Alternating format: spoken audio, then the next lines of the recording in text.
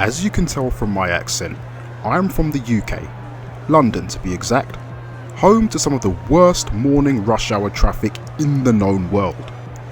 It's because of this that the Prime Minister, the Mayor, and all of the other suit-wearing politicians will have you believe that bikes, and even worse, trains are a better option to get around the city.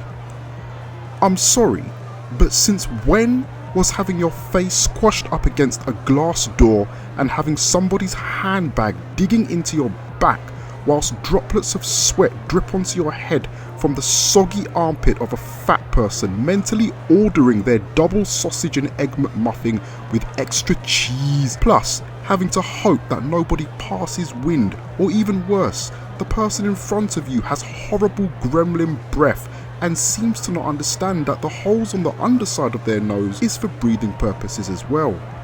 How is that any better than the comfort of a car? Your own personal space? Quite frankly, it's not. And with the aid of this, the Lancia Fulvia Coupe Rally Edition, I shall now prove my point.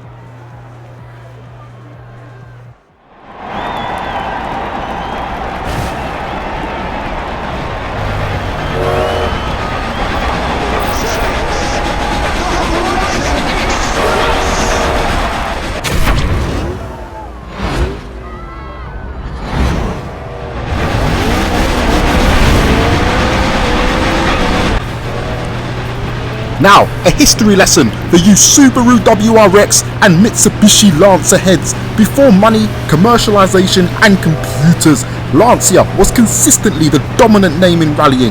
The Fulvia was among the great Lancia lineage of rally victories dating back from the mid-1970s.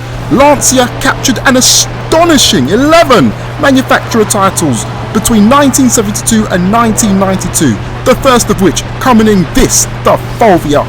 Our immortal enemy, the train, has now gone out of shot, but it matters not, as the Fulvia, despite its old age, remains composed and planted on the dusty gravel. Nice work, old chap. Exiting the tunnel in 4th gear, kicking up dust as we ease round this gentle right-hander. The 1.6 litre V4 is naturally aspirated, giving us a modest 112 miles per hour. But that doesn't matter, as this car weighs less than a supermodel on celery sticks. This is in no small part down to a massive weight saving campaign. The oak wood steering wheel bobbling around as I'm frantically looking over my right shoulder. I cannot take my eyes off that train. It's moving quick, but we're moving faster as we start to advance down this long straight stretch section. Are you watching, Mr. Prime Minister?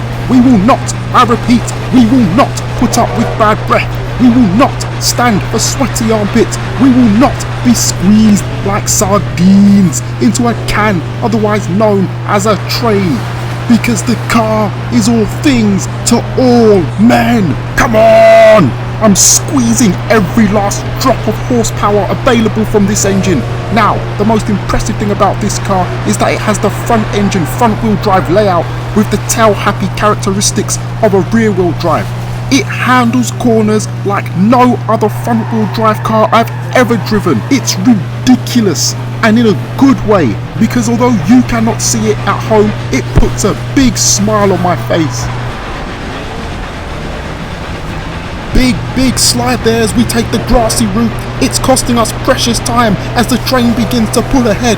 I can feel the gearbox beginning to brake as the car is desperately trying to respond to every single upshift I throw at it. As we approach the next checkpoint under another bridge, we have less than 20% of the race remaining. I feel butterflies in my stomach.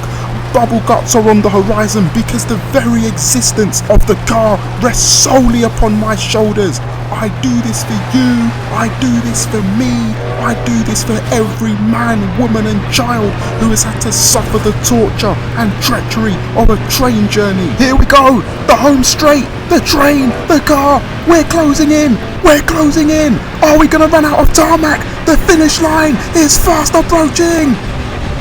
Oh my gosh! That was brilliant. The best race I've seen so far this summer.